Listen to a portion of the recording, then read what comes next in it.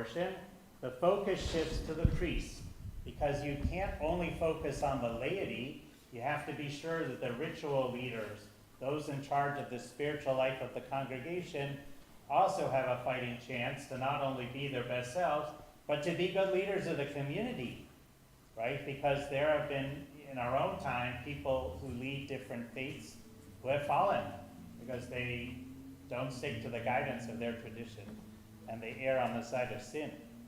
So let's look at summary number 1. They're from, the last one should say 3.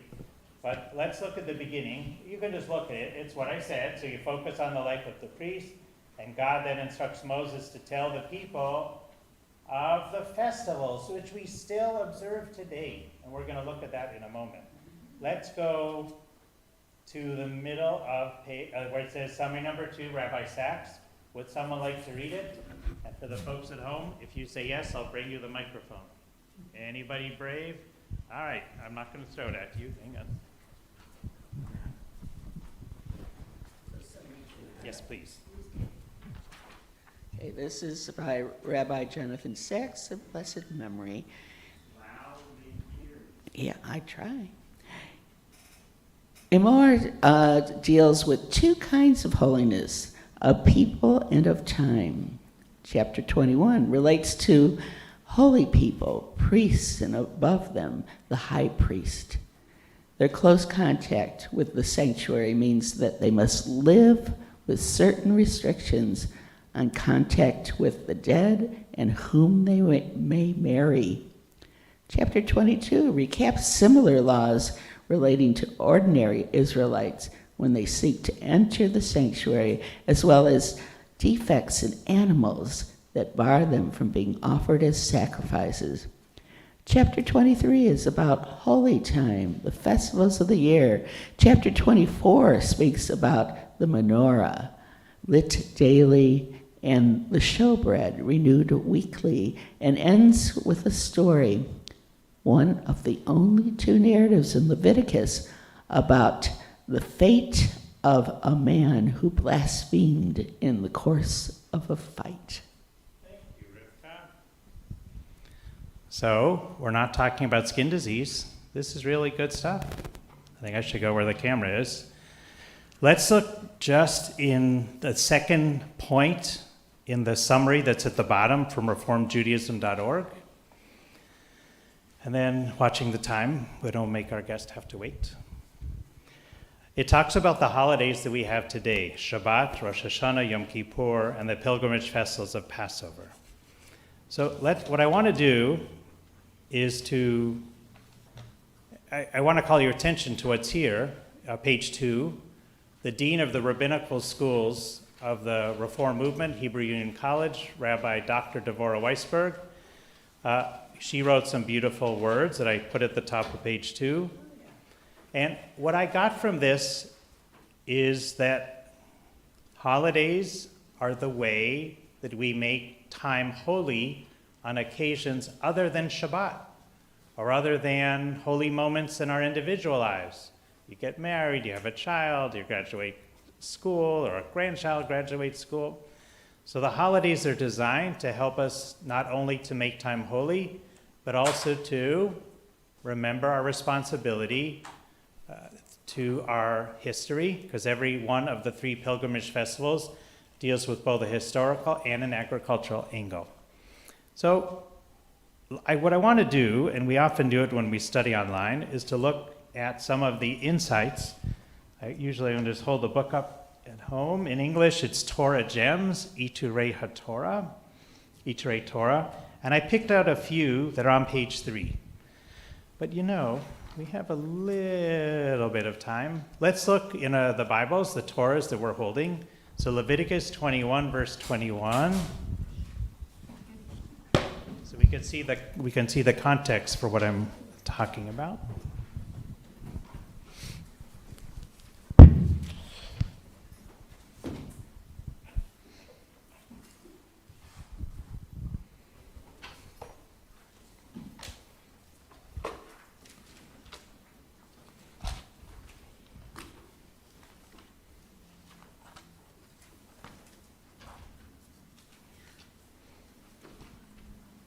Here we go.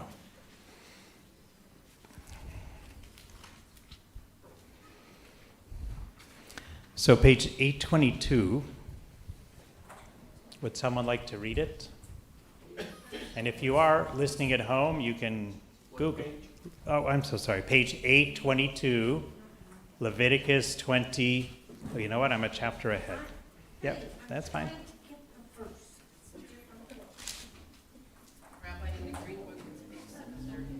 What page? 730 in the Woman's Commentary, which I also encourage men to read. And page 820. What? Say it again. 8? No? 730 in the green. And page 820 in the blue. So it talks about the people that are excluded. That connects to our conversation last night. Marissa spoke about Jews of color and how they are often marginalized and made to feel invisible. So would someone like to read page 820, verse 21 through 23? Anybody? Dina? Okay. Let's see if I can move this. No. Oh, yeah.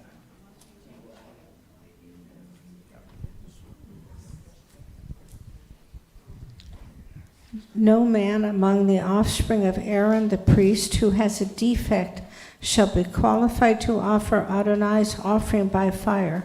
Having a defect, he shall not be qualified to offer the food of his God. He may eat of the food of his God, of the most holy as well as of the holy, but he shall not enter behind the curtain or come near the altar, for he has a defect. He shall not profane these places sacred to me, for I, Adonai, have sanctified them.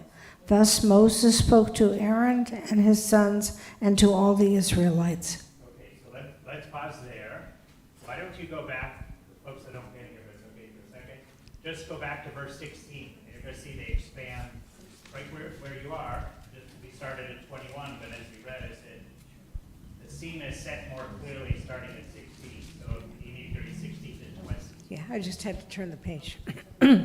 Adonai spoke further to Moses. Speak to Aaron and say, no man of your offspring throughout the ages who has a defect shall be qualified to offer the food of his God. Stop. Full stop.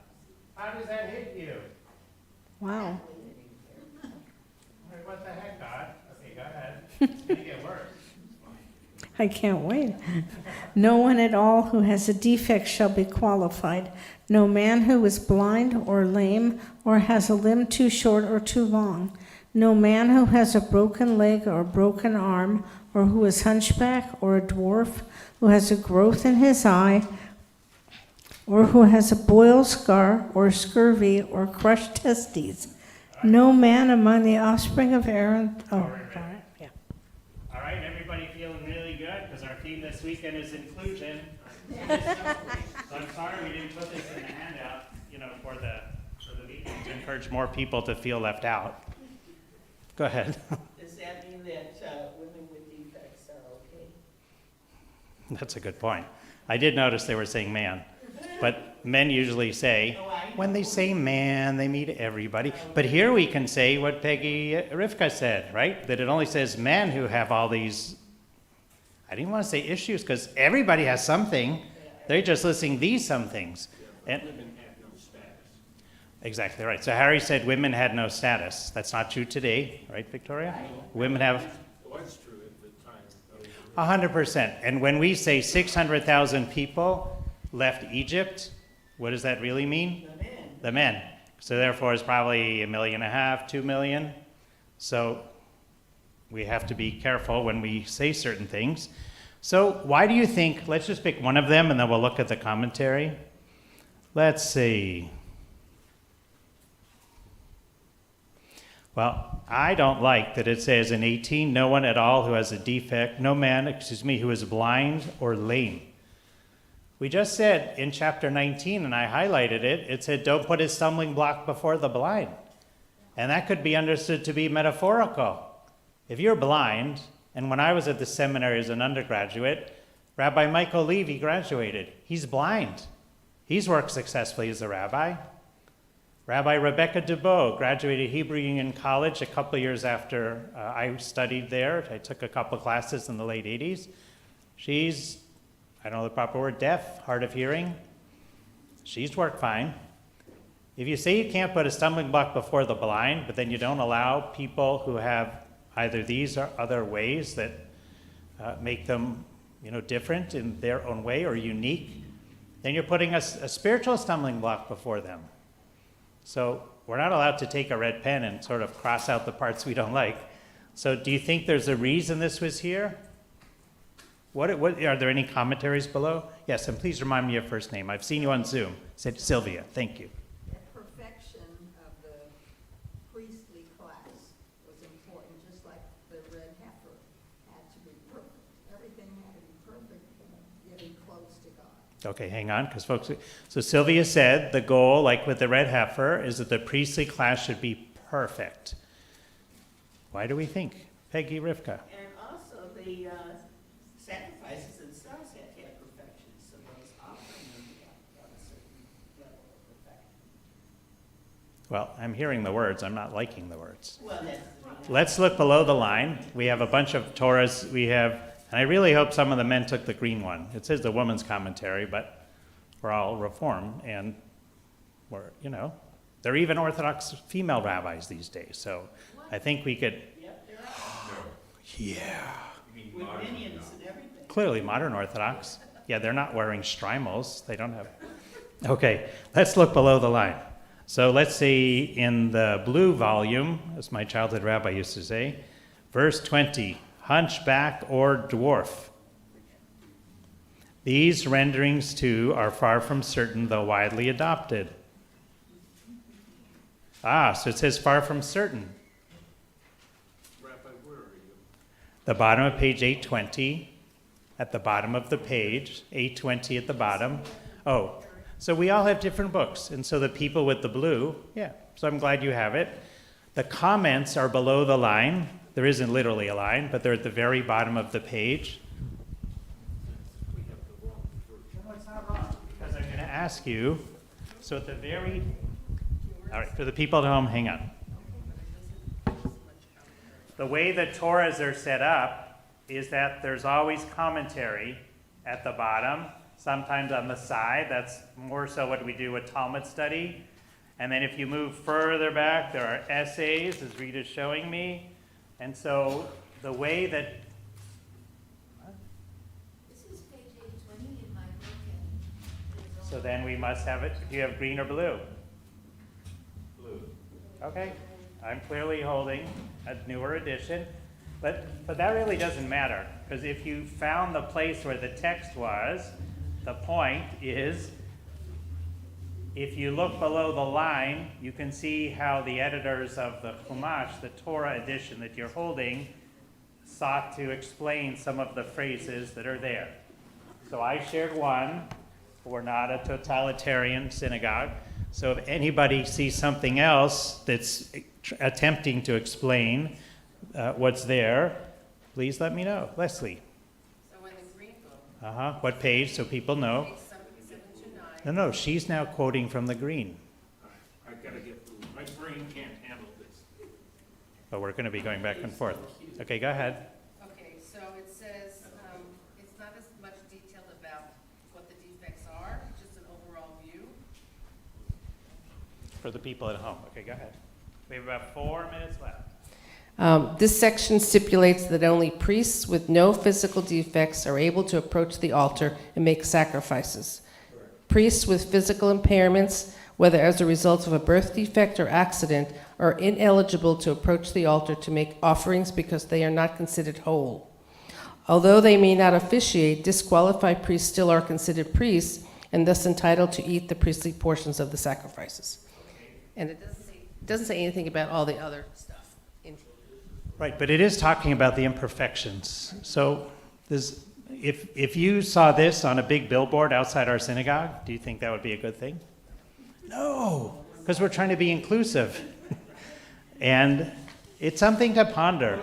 It'll be more if we had that on a big billboard outside a seminary. because we're talking specifically, these are the rules for the priests. So we could say these are the rules for the rabbis. No, because Rebecca's hard of hearing. She's a rabbi. Say it again. Well, anybody can go and watch the sacrifice, see the smoke going up. But these are rules specifically for the priests 100%. and those who get to eat of the sacrifice who have to be in the priest's household.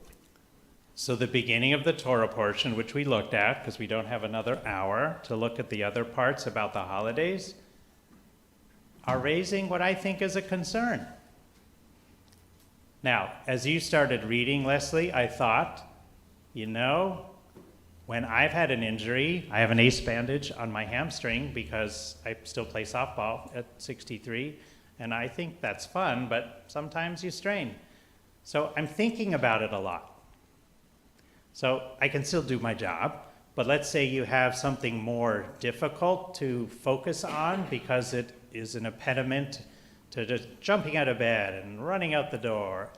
So maybe that's it. I don't know.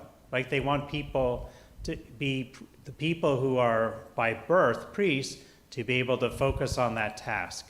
Maybe in the same way in the Catholic Church, the priests have to be celibate so that they just focus on serving people. I have no idea, it just jumped in my head. Sylvia? And then I do want to look at the page 3 on the handout. We have 3 minutes. Joe, follow up. Very quick. I think really, in the ancient world we know that it was very common to equate beauty, physical beauty, with good. So obviously, it would be, if you're going to have someone to your holy place, they have to be perfectly comely because they're representing God. Okay. No, there's no right answer. In No. those times. Right. Last word. I take it the other way. I don't think that the priest was representing God, but he was the one that appeared before God. He prayed for the people, so he had to be perfect, not because he was a spokesman for God. Look, there's no right answer, right? The person, well, it's also, because we had a death in our family this week, so Judy said, aren't we supposed to put something on the mirrors? Yeah. And I said, yes. No, Ashkenazim too. Well, it's kind of true. And a lot of us grew up with that. Sometimes it was wax. I remember seeing like someone, I don't know how they got it off. Sometimes it's a sheet. And she said, but whatever. But what do you think the reason is that you want to do that when you're mourning? So you don't see your grief. So you don't, what? So you don't see your grief. That's great. So you don't see your grief. And like on Yom Kippur, when we fast, traditional Jews don't shower. So that, and there's a song, is it Carly Simon?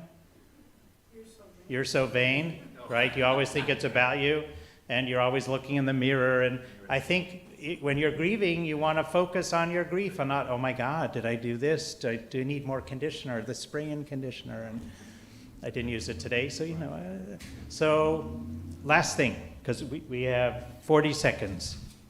Let's look on page 3. This is all just food for thought.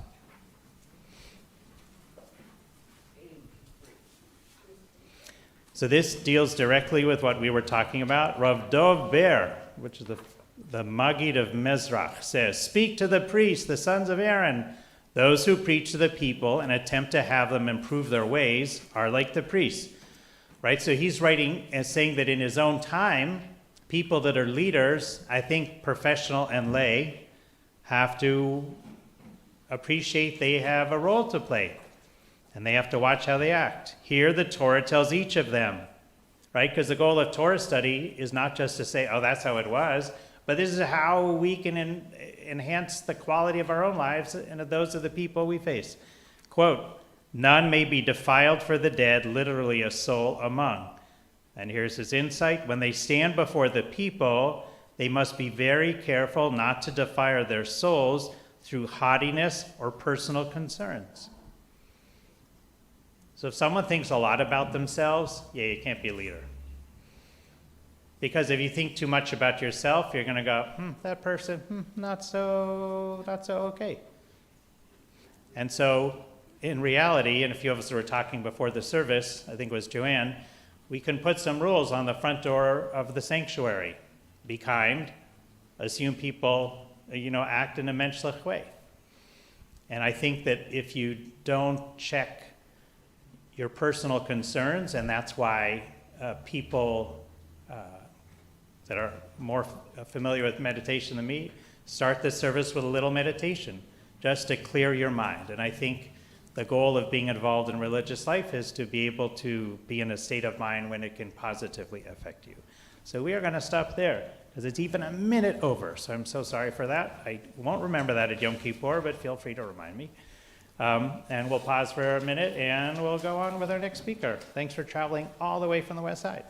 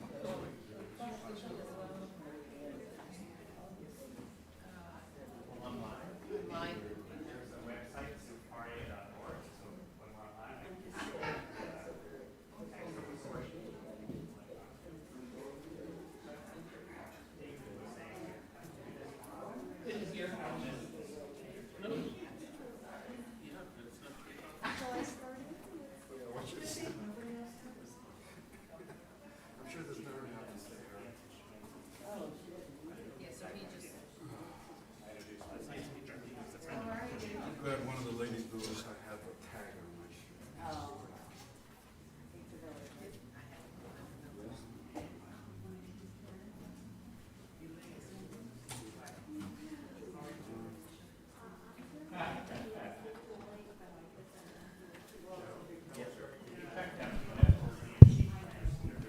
You can adjust the mic to whatever you need.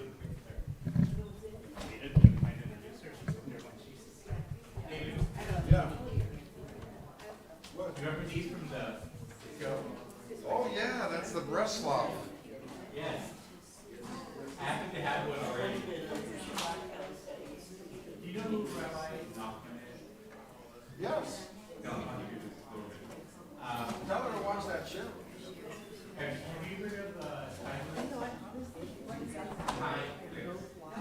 There's this Israeli streaming program by Netflix, but it's in Hebrew. It works.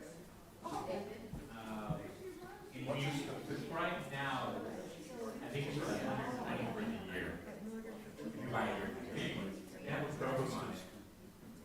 Came documentary about the Jews who were brethren. I mean, It's not full. But they live in Israel. This is like a program about Orthodox Jews. It's very interesting the way of, anyway, this is what they wear. And you're from it's really about. Sorry. Yes. Okay, I think that's the best we can do, so you have a line of mic. You're projecting, and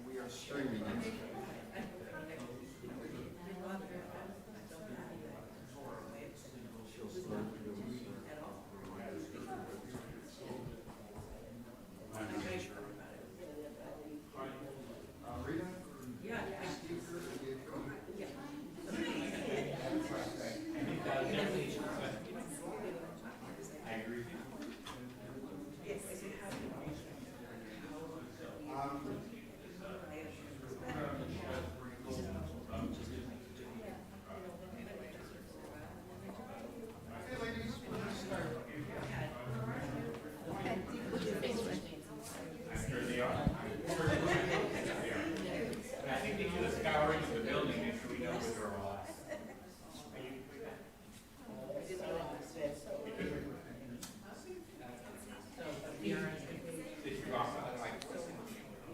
Okay, we'd like to get started now. If you can have a seat.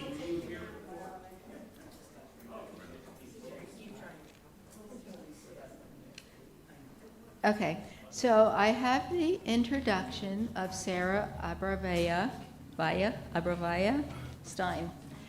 And when I looked, louder? Okay, is that better? Okay. So when I looked at her website to see what her bio was, I thought, oh, that's kind of too long. I'm not going to do all that. And then when I was reading it, I thought, no, she's really an amazing person. And so you're going to have to suffer through this, but I think people should know who you are. So she's a historian, a writer, an educator, whose work has reshaped our understanding of Jewish history. Her commitment to research is matched by her love of teaching. At UCLA, she is professor of history, the director of the Alan D. Leave Center for Jewish Studies, as well as the Viterbi Family Chair in Mediterranean Jewish Studies. She's the author or editor of 10 books, including Family Papers, A Sephardic Journey Through the 20th Century, and Plumes, Ostrich Feathers, Jews, and a Lost World of Global Commerce. I saw that on the CSP, yeah. Sarah has received many awards, including the Sammy Rohr Prize for Jewish Literature, 2 National Endowment for the Humanities Fellowships, a Guggenheim Fellowship, 2 National Jewish Book Awards, 3 National Jewish Book Award Finalist Awards, Best Historical Materials Award from the American Library Association, Judaica Reference Award from the Association for Jewish Libraries, and the UCLA Distinguished Teaching Award. Her work has been translated into Spanish, French, Hebrew, Russian, and Arabic. She lives in Santa Monica and surfs too. And so, isn't that amazing? So, welcome, Sarah. Thank you so much. Lovely to be here. Thank you all for joining me on this Shabbat day. And it's my pleasure to join your weekend of learning and introduce you to a story that I tell in my book, Family Papers. And if you can see the images behind me, they will illustrate the story that I'm telling, but if you can't see them, don't worry. It's more embellishment than anything. So in the book Family Papers, A Sephardic Journey Through the 20th Century, I seek to tell a century-long story of the odyssey of a single Jewish family from the historic Jewish cultural center of Ottoman Salonica, which is present-day Thessaloniki, Greece. And at the turn of the 20th century, this city, Salonica, was one of the few communities in the Jewish world to have a majority Jewish population. So it was a towering center of Jewish cultural richness that, as you will know, fell prey to Nazi genocide. Now, my exploration of this family's history started when I was writing a different book. I was setting out to translate the memoir of this man, Sadi Betzalel Alevi, who was a 19th century man of letters in his home city of Salonica. Now, at that time, Salonica was under the rule of the Ottoman Empire, which it had been for 500 years. The majority of the Jews in this city were Sephardic, which meant that they claimed a lineage back to medieval Iberia, from which they were expelled in the 15th century. And for the most part, they maintained a Judeo-Spanish language known as Ladino, which they maintained for centuries and generations, and alas, is now rarely spoken in families. Now, Sadi Betzalel Alevi was a musician and a composer, and he also ran with his sons a press in this city of Salonica, a press on which he published all kinds of literature that brought his community and his city into the modern world. Everything from wedding invitations to religious commentaries to popular newspapers in Ladino and in French. Now, Sadi was something of a modernizer and a rebel, in fact. And as the 19th century progressed, he used these newspapers that he published that were read by Jews and non-Jews in Salonica. He used these newspapers to voice his complaints against the rabbinical establishment of Salonica. And particularly, he used his newspapers to complain about what he perceived to be abuses by the rabbinical elite of community finances and an accumulation of excess power. He was himself a very religious man, an active part of his community. Salonica at this time was such a rich Jewish community that it had no less than 50 synagogues for a community of less than 100,000. So this is a major cultural, religious center of Jewish life in southeastern Europe. As Sadi began to publish these accusations against the rabbinical elite, they were infuriated. And they used what was one of the few tools that they had to punish him, which was the writ of cherem, excommunication. They excommunicated Sadi, and they excommunicated his elder son. And in a dramatic day in the 1870s, father and son were actually driven through the streets of Salonica with the rabbi's henchmen at their heels. Now, Sadi was devastated by this accusation because, as I said, he was a religious man, and the cherem forbid him from praying with a minyan in his community. It also forbid other Jews from doing business with him.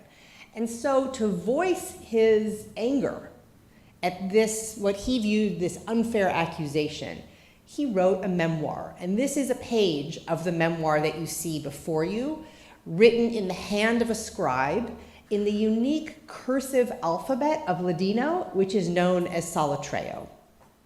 Now, as I said, I encountered Sadi because I was working on another book, and that other book was a translation of Sadi's memoir because it was an enormously fascinating account of 19th century life in Ottoman Salonica, not just the slight he felt against him, but the dramatic culture that surrounded him, what it meant to live in an Ottoman city, how that city was changing before him, and his own coming-of-age story.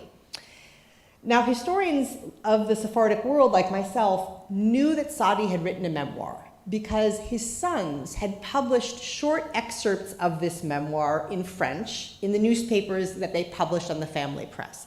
But we thought that the memoir had been lost. Here, as you can see, it is written by hand, flimsy paper, a small notebook, in a city that experienced all the tumult of the modern world, an empire that disappeared, a community that experienced genocide, a major fire that wiped out Jewish belongings. We'll talk about all of this in a moment. But miraculously, this memoir survived. And it traveled from Salonica to Paris to Rio de Janeiro to Jerusalem through family hands, where it was donated in Jerusalem to the National Library. And there, I'm afraid to say, it was miscatalogued. So it was lost. It was effectively lost in an archive. But my colleague and former teacher and friend, Aaron Rodrigue from Stanford, discovered it much by accident, and we set out together to publish Sadi's memoir, which we did under the title A Jewish Voice from Ottoman Salonica. And as we finished that project with a wonderful translation by Isaac Jerusalmi of blessed memory. We finished the project, and I had a question. What happened to the family? And it took me 10 years to answer that question. And the answer to that question is the story I tell in Family Papers. So to begin to unravel this elaborate story spanning 7 generations, 100 years, a family global diaspora, I started, really the most crucial first step was my use of that all-important tool of the historian, which is Google. Now, you may know that Sephardic families have a tradition of naming after the living. And I had a hunch that if I could follow the memoir backwards through time, that object that Sadi had written in a notebook, if I could trace it backwards from Jerusalem to Rio de Janeiro to Paris to Salonica, perhaps I could begin to reconstruct the family's movement. And through Google and the manipulation of many, many family names, I came upon the man who you see pictured here as a child, in the middle behind his parents, by the name of Sadi Sylvain Levy. Sadi Sylvain Levy lived, as it turned out, in Berkeley, California, across the bay from the university press that would publish his ancestors' memoir, that is Stanford Press.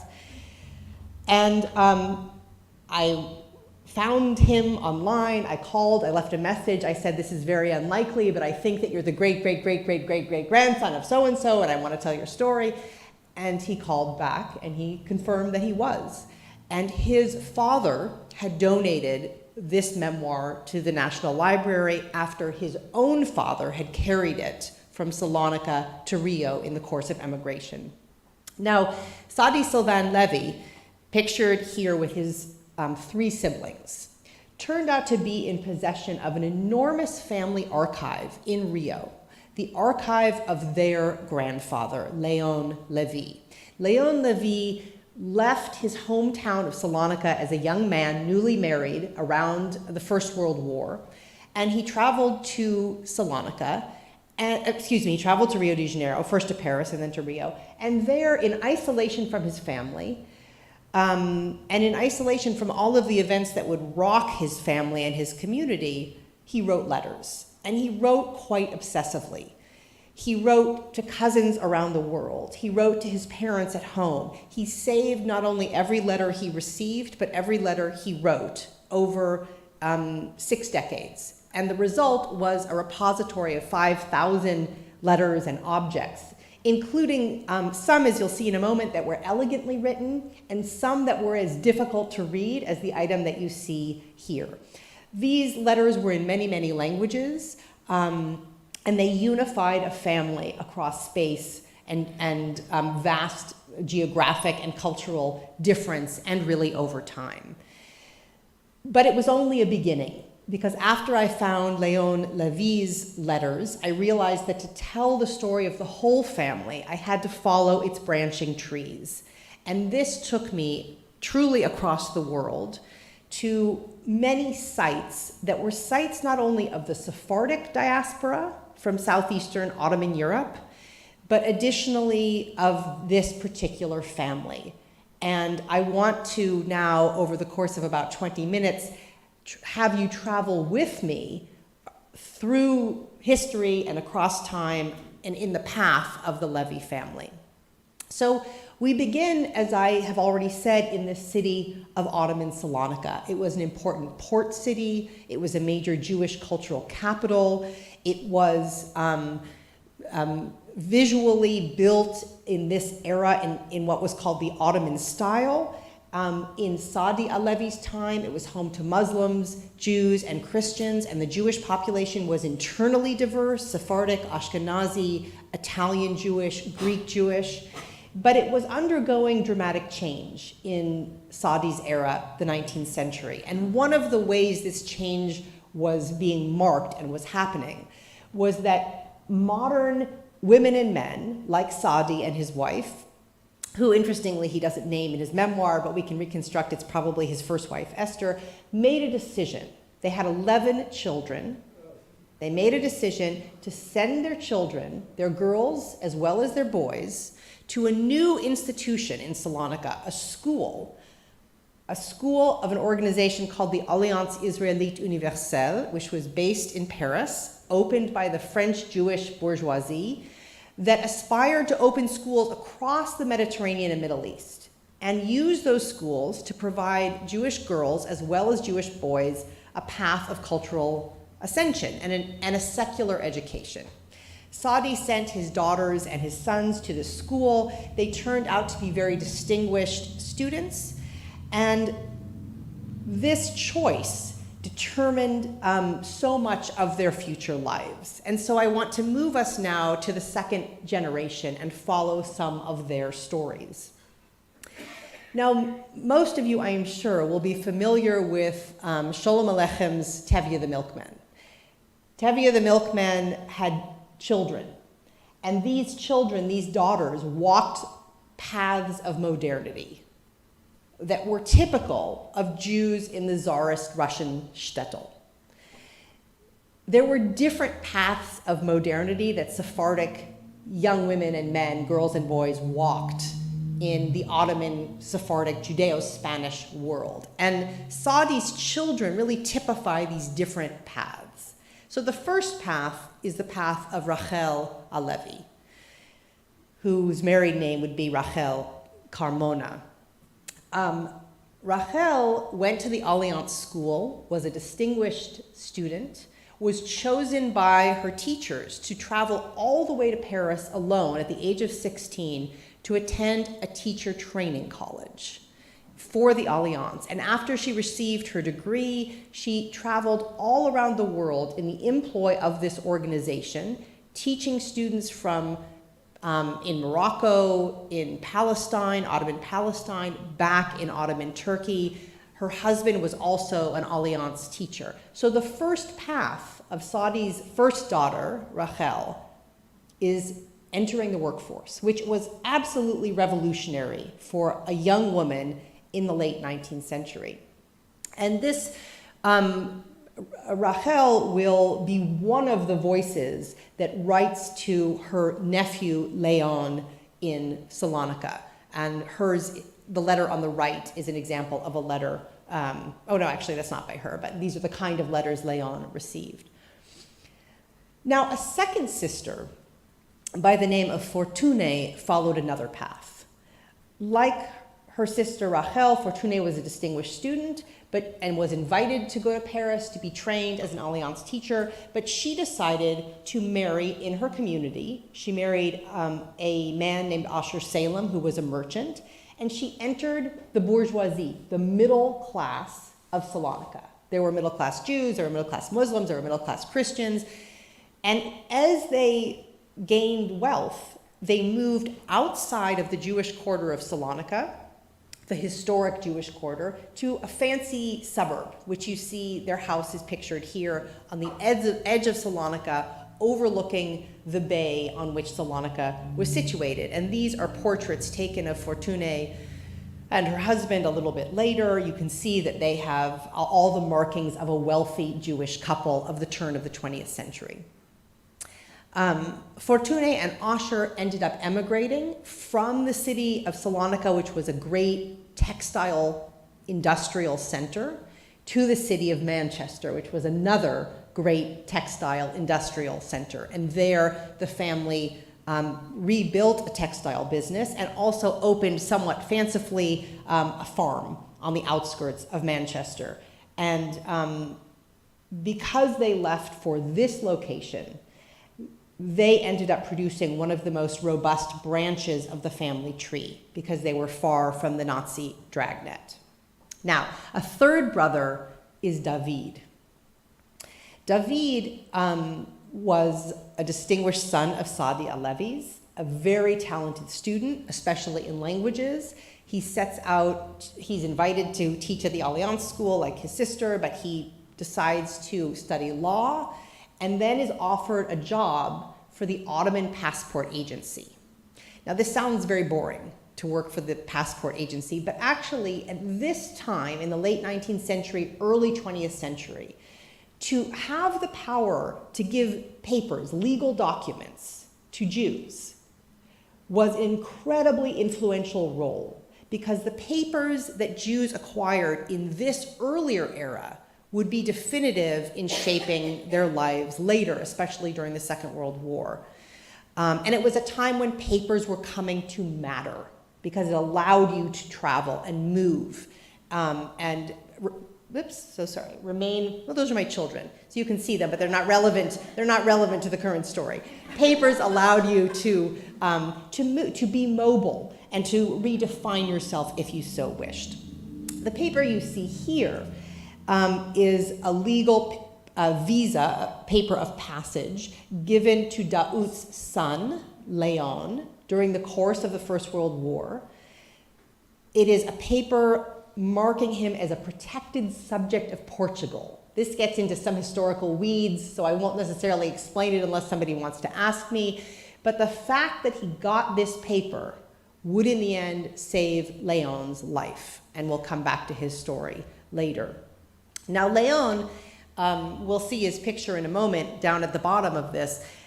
He did pretty well for himself. This is now the third generation, the son of David Alevi.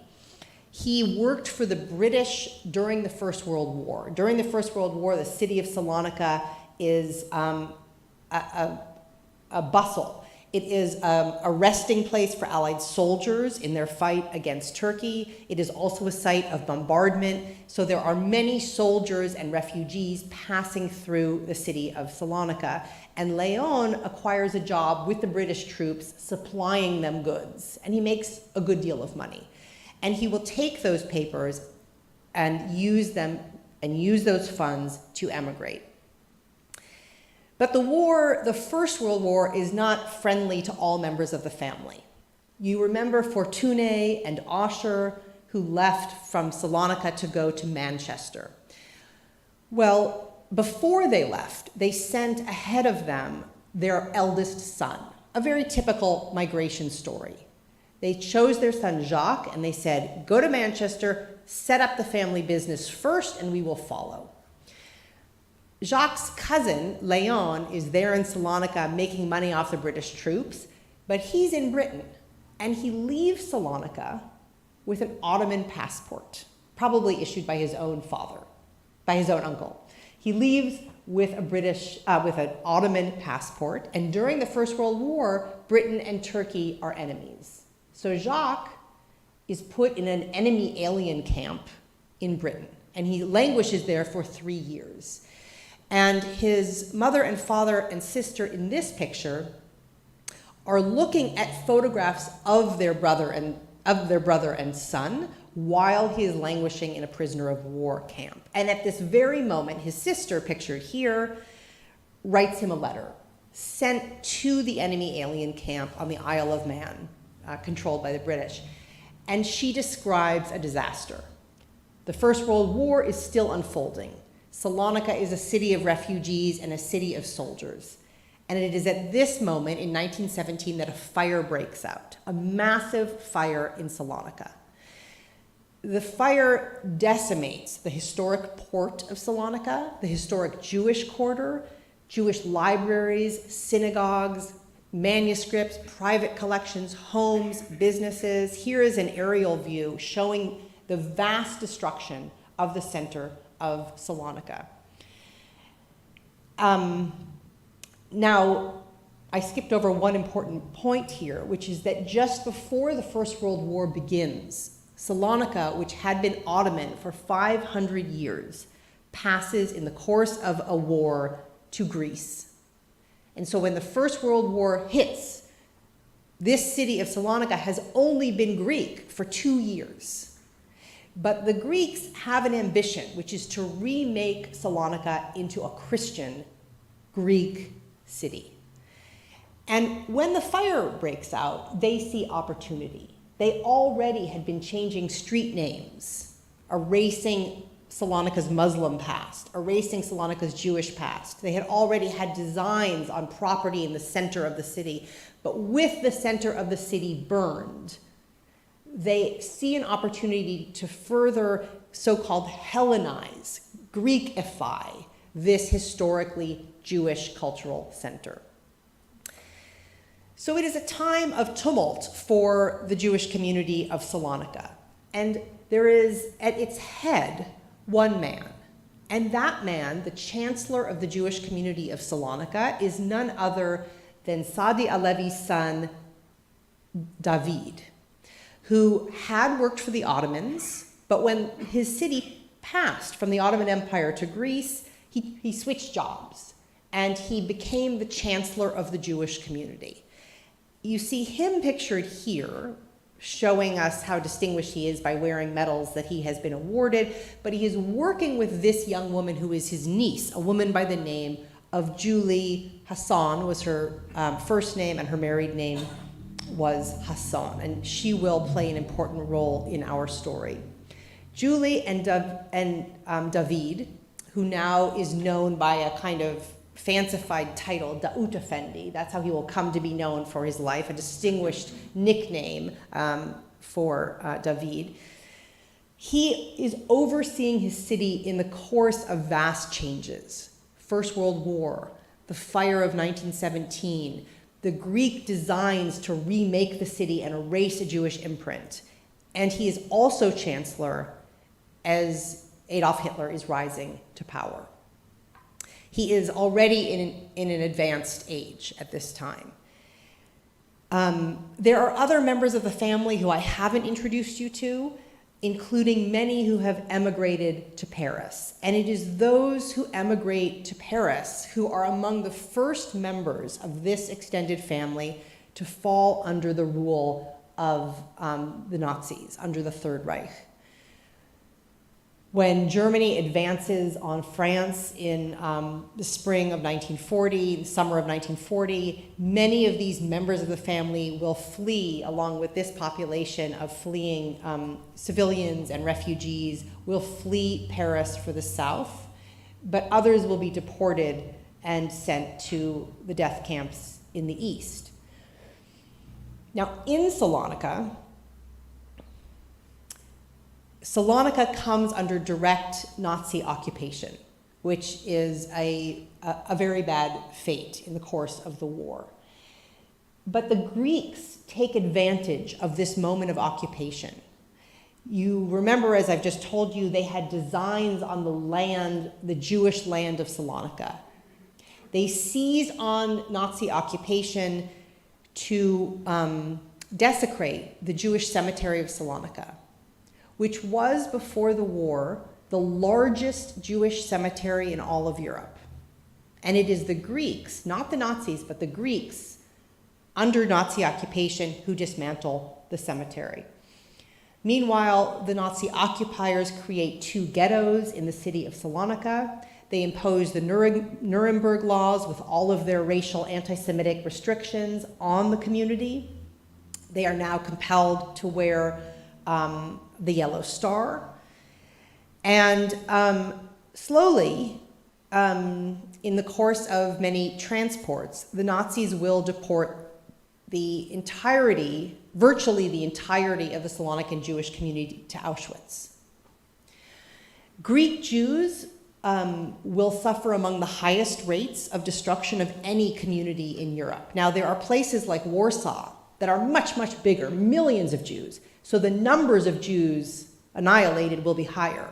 But in the city of Salonica, and in Greece in particular, the percentage of annihilation is actually among the highest in Europe, 98 to 99%.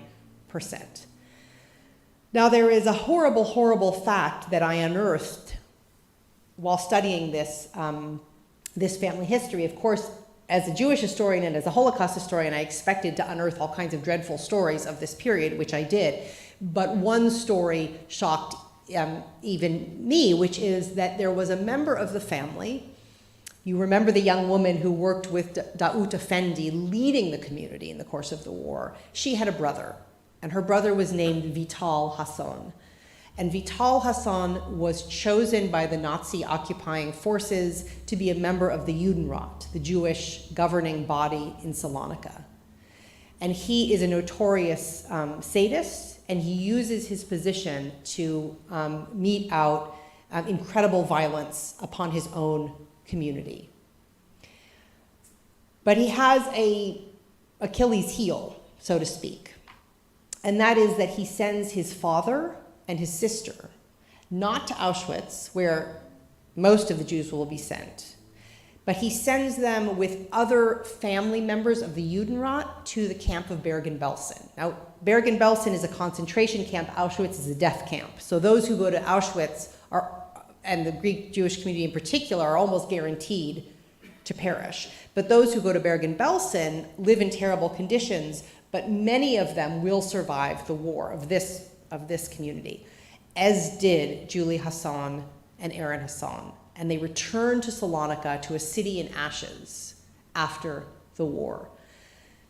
Vital Hassan is tried by the Greek state for complicity with the Nazis, and he ends up being the only Jew in all of Europe to be executed by a state for the crime of complicity with the Nazis. In the tail end of the war, Vital Hassan had fled. He had fled with his wife, with his lover, and with his infant daughter. That infant daughter was named Liliane. And Liliane, it is considered such a risk for Liliane to be in the city of her birth, because her father was a war criminal, that the family shunted her off to a Catholic school in Paris, where she remained until she came of age. And the family arranged to then shuttle her very secretly to a kibbutz in Israel, because they were so afraid that the community would seek retribution against her. Meanwhile, you may remember there is the figure of Leon in Rio de Janeiro, furiously writing letters, trying to hold the family together. And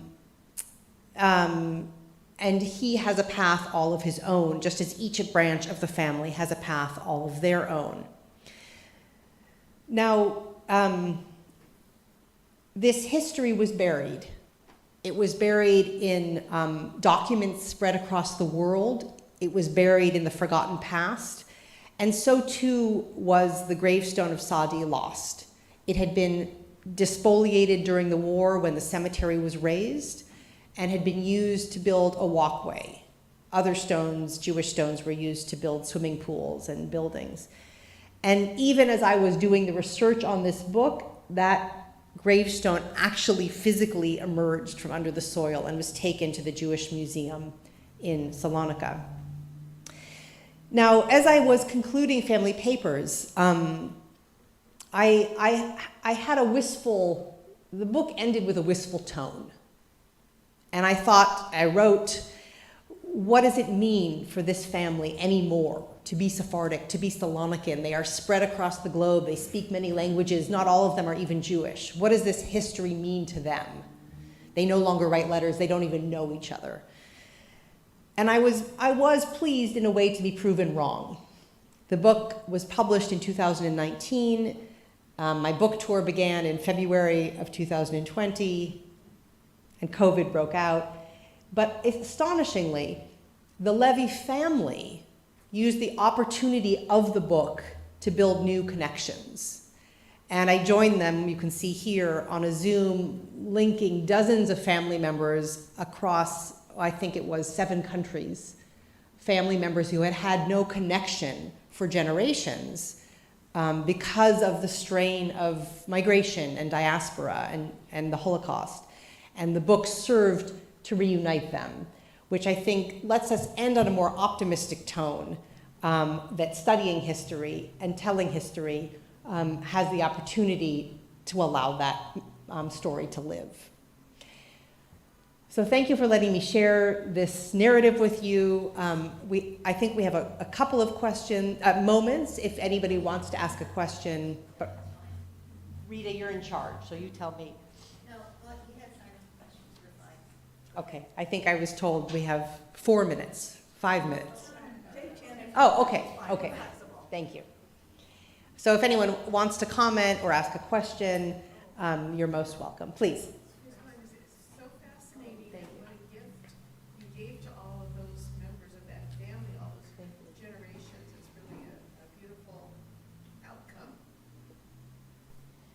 Well, it's interesting. Thank you for that. For those who couldn't hear, the comment was that it's a gift to the family to be able to tell this story.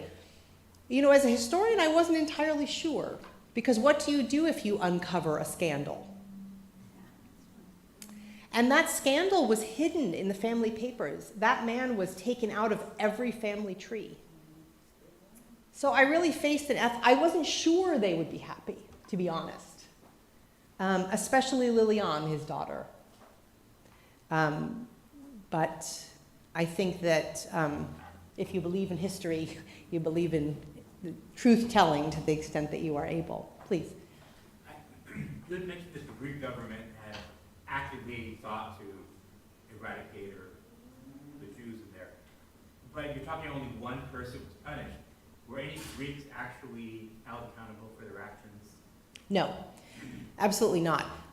So I want to say that there were some Greeks, some Christian Greeks, who hid Jews, who joined the partisan movement. This was not an unremittingly devastating story. But the city of Salonica itself, if we return to the images of the cemetery, those who took part in the desecration of the cemetery, there was no punishment. And in fact, on the contrary, the soil, the land of the cemetery was used as the site to build a new University of Thessaloniki, which is currently still that property, the University of Thessaloniki, in the center of the city.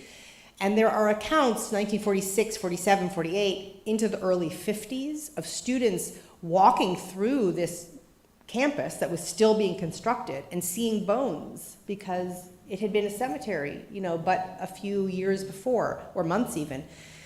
So there really was no accountability for that. No.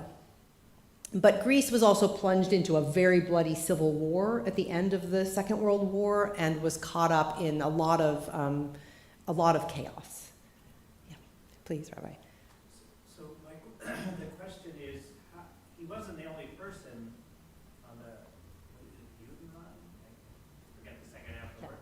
So he wasn't the only one. And then how did his fate? You said he was the only one.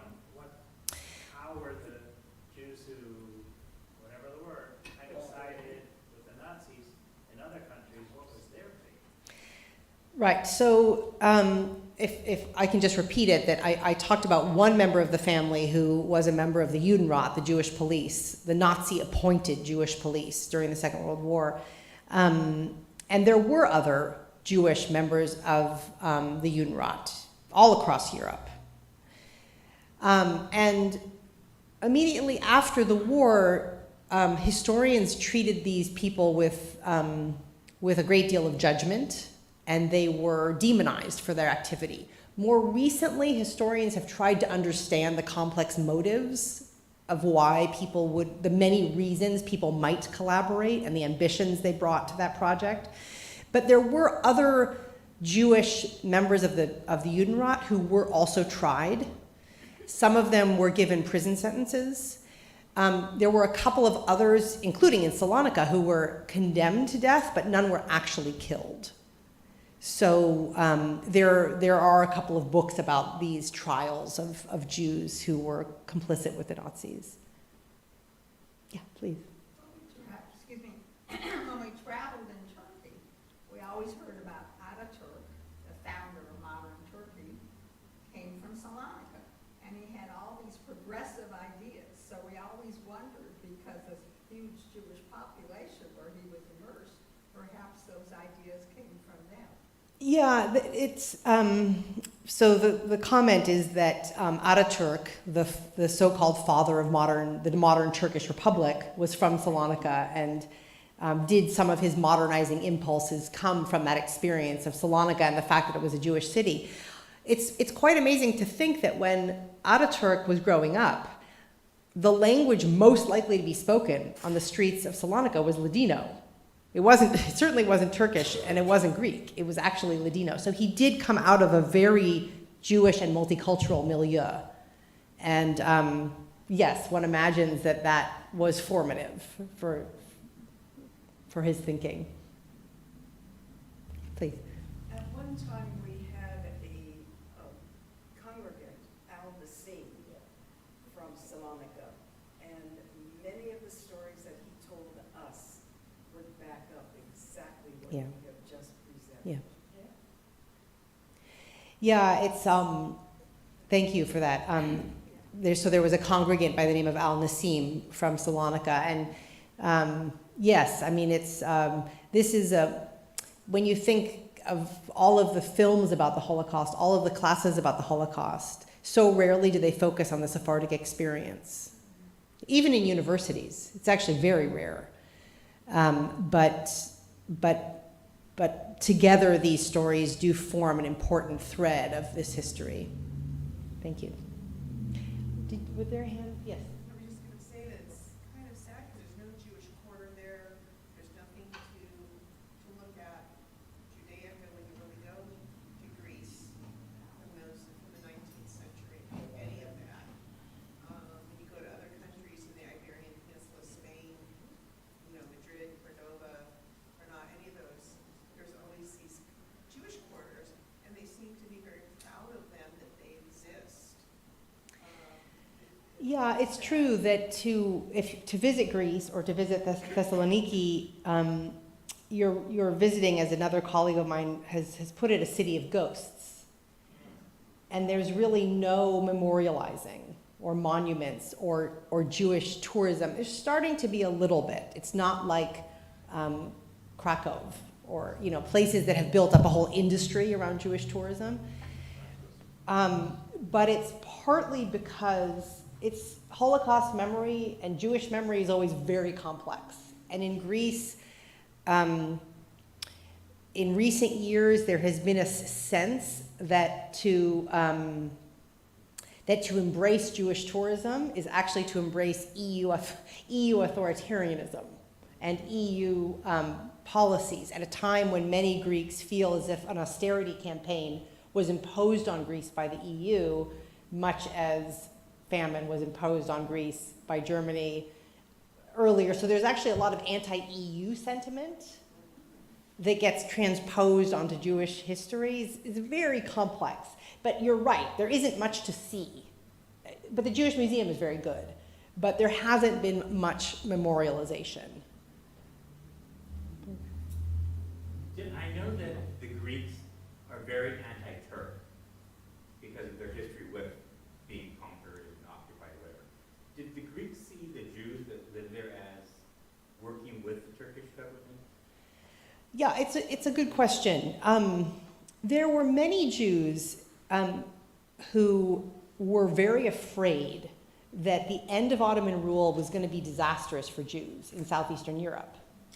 And they were right in a way, because what they thought was, I mean, you find this all the way back in newspapers in 1912.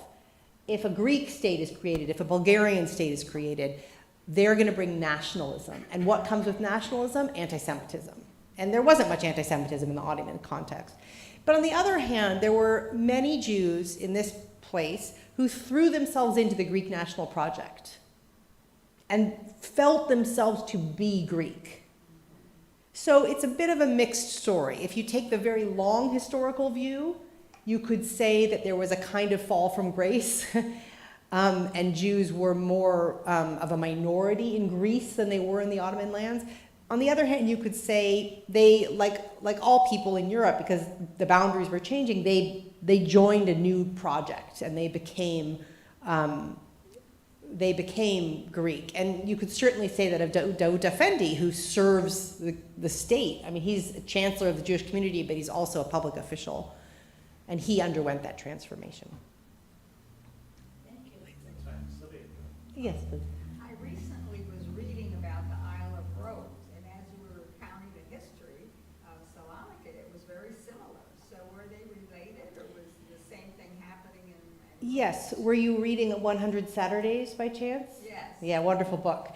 So Sylvie was reading about Rhodes, and it is very similar. Rhodes is a Sephardic community. It was an Ottoman community for hundreds of years, but the history diverges a little bit because it becomes Italian first before it's Greek. And but the Holocaust history is very similar because the entire community will be deported to Auschwitz. So yes, those fates are very, very tied, although they diverge at that moment of one becoming Italian and one becoming Greek. But over the long view of Jewish history, they're very intimately connected.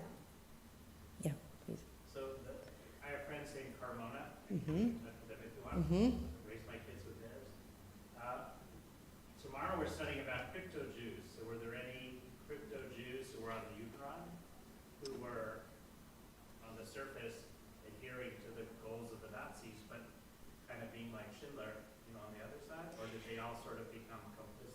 Well, there weren't crypto Jews in this area of the world. The idea that on the outside you present one thing, but maybe secretly you're trying to help your own people. Oh, you're thinking back to the Judenrat story. Yeah. Yes, I see. No, I know they weren't. Oh, I okay. just meant people with dual identity. It's so hard to say. It's so hard to say. There are diaries and memoirs by people who represented the Jewish police from across Europe, Poland and Southeastern Europe and all across, where they write about the anguish of taking a job as an intermediary because they want to do the best for their community that they can, and they want to negotiate as strategically as they can. History has judged them more or less kindly. So Hannah Arendt famously wrote very negatively about the Judenrat, and that sort of helped create an immediate post-war impression that they were evil.